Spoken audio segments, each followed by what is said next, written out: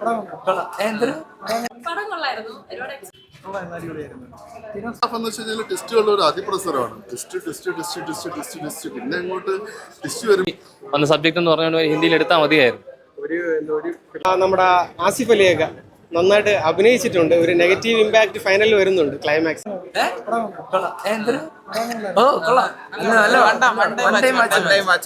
കുറെ ട്വിസ്റ്റ് ഉണ്ട്, പ്രതീക്ഷിക്കാത്ത ട്വിസ്റ്റ് ഉണ്ട്. പിന്നെ ആദ്യമൊക്കെ നമുക്ക് കുറെ പ്രഡിക്റ്റ് ചെയ്യാൻ പറ്റും, പിന്നെ അവസാനം ആകുമ്പോൾ പ്രഡിക്റ്റ് ചെയ്യാൻ പറ്റൂല. നല്ല സിനിമയാണ്, ഫാമിലിയിൽ കാണാൻ പറ്റിയ സിനിമയാണ്. ജോസഫിന്റെ ഒരു സ്ഥിരം ത്രില്ലറാണ്. കുഴപ്പമില്ല, എന്നെ കൊണ്ട് ഓരോ നല്ലൊരു സിനിമയാണ്. പടം കൊള്ളായിരുന്നു. ഒരുപാട് എക്സ്പെക്ടേഷൻ വെച്ച് പോവായിരിക്കാം.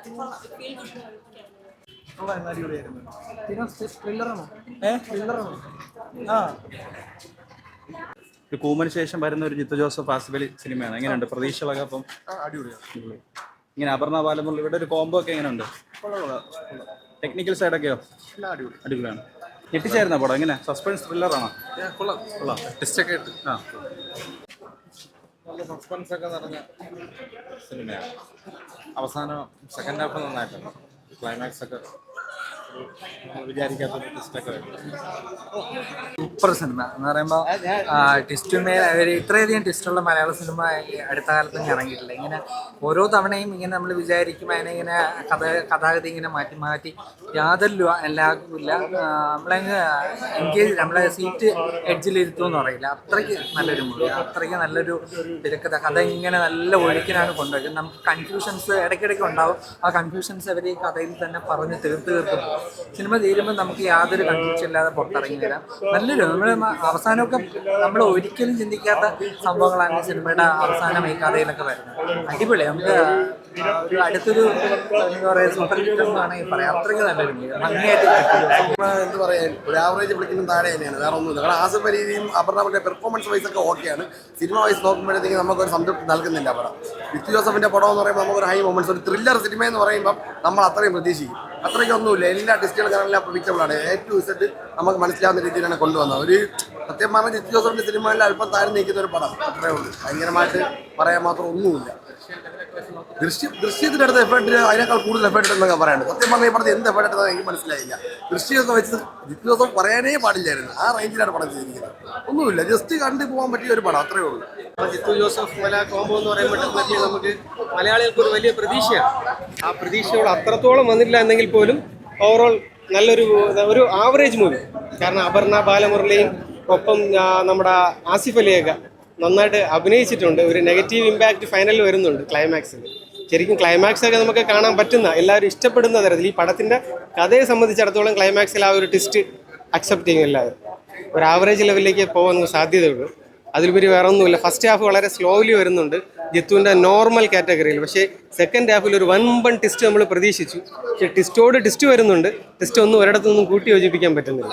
അതാണ് നമുക്ക് വലിയൊരു പ്രതീക്ഷ നഷ്ടപ്പെടുന്ന തരത്തിലേക്ക് പോകുന്നത്. എന്തായാലും വൺ ടൈം വാച്ച്.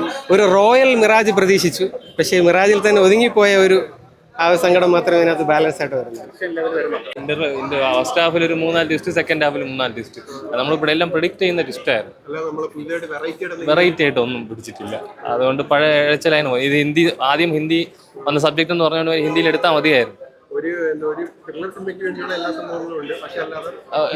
പുതുമയായിട്ടൊന്നുമില്ല, ജസ്റ്റ് ഒന്ന് ഇഴച്ചിലാണ്. സ്റ്റോറി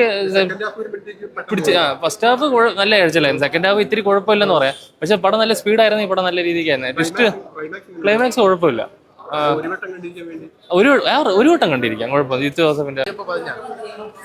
ജിത്തു ജോസഫിന്റെ കയ്യൊപ്പ് അവിടെ ഇവിടെ പതിഞ്ഞിട്ടുണ്ട്. അവിടെ കുറച്ചൊന്ന് വീക്കായിപ്പോയി. നമ്മൾ കയ്യൊപ്പിന്റെ ഒരു കൈരേഖ ഒന്നും നമ്മൾ നല്ല രീതിയിൽ പതിഞ്ഞിട്ടില്ല എന്നാണ് എനിക്ക് തോന്നിയത്. സിനിമ തുടക്കത്തിൽ നല്ല ഇൻട്രസ്റ്റിംഗ് ആയിട്ട് ഒരു പ്ലോട്ട് സെറ്റ് ചെയ്ത് പോകുന്നുണ്ട്. പക്ഷെ ഒരു ഇന്റർവെൽ ബ്ലോക്കിന് തൊട്ട് മുമ്പായിട്ട് കുറച്ചൊരു വലിച്ചിലും, പിന്നെ നമുക്കൊരു മിസ്റ്ററി ത്രില്ലർ എന്ന് പറയുന്ന സിനിമകൾ നമ്മൾ ധാരാളം കണ്ടിട്ടുണ്ട്. നമുക്കറിയാം, ചിലരെ കാണുമ്പോഴത്തേക്കും തന്നെ നമുക്ക് മനസ്സിലാവും ഇവരുടെ എന്തോ ഒളിഞ്ഞിരിപ്പുണ്ട്, അവൻ എന്തോ കളിയുണ്ട്, എന്തോ ഒരു ഇതുണ്ട് പിന്നിൽ. അപ്പം അതേപോലെ തന്നെ റിവീൽ ആവുന്നുണ്ട്. പിന്നെ സെക്കൻഡ് ഹാഫ് എന്ന് വെച്ച് കഴിഞ്ഞാൽ ടെസ്റ്റുകളുടെ ഒരു അതിപ്രസരമാണ്. ടെസ്റ്റ് പിന്നെ അങ്ങോട്ട് ടെസ്റ്റ് വരുമ്പോഴത്തേക്ക് ചിരിയാണ് സത്യം പറഞ്ഞാൽ വന്നത്.